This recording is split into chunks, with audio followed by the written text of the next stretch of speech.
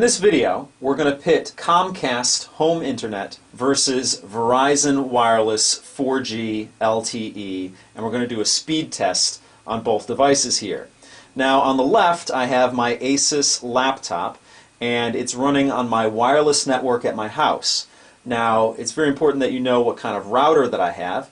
I have a Linksys Wireless N dual band router, which is a top-of-the-line wireless N router, and it gives me very fast speeds.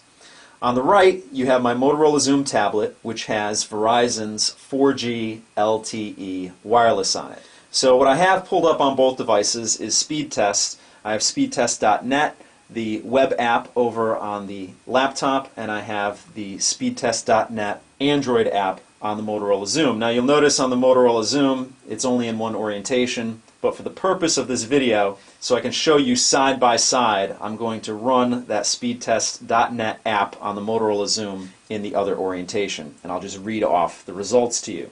So what I'm going to do now is I'm going to start the test, and I'm going to run them both at the same time, and they're both running off of the same server in Massachusetts.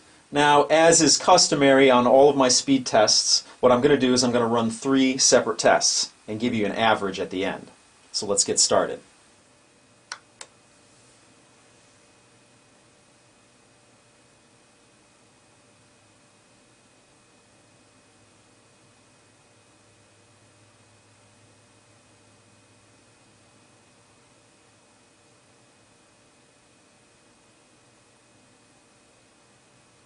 Alright, Verizon's completed with the test already.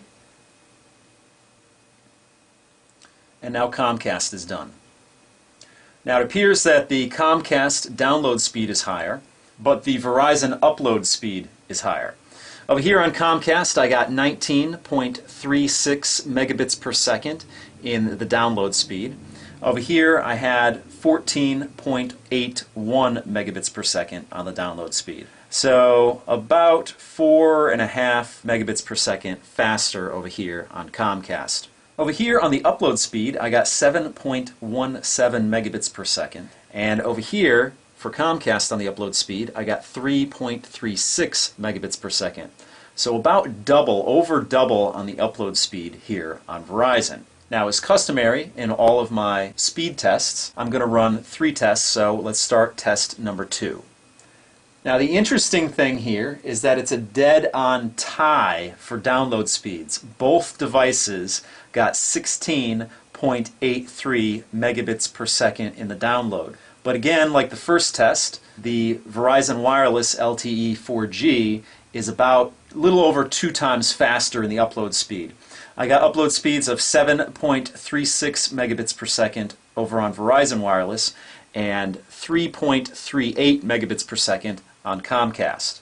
Let's do our third and final test and then give you the average. Okay, very interesting. Over here on Verizon Wireless I actually have faster speeds on both. My download speed is 17.1 megabits per second. Over here on Comcast I have 16.48 megabits per second. So about 0.5 megabits per second faster over here on Verizon. I also have the upload speed, which is pretty much consistently twice as fast as the Comcast upload speed. The upload speed over here is 7.1 megabits per second, and over here on Comcast I have 3.37 megabits per second on the upload speed.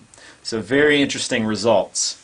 So as you can see, the speed on Verizon Wireless 4G LTE is very comparable to home internet speeds, which is pretty amazing. The only drawback is that you pay more for your internet with Verizon Wireless. Right now I'm on a 1 gigabyte plan over here, which I pay $20 a month for.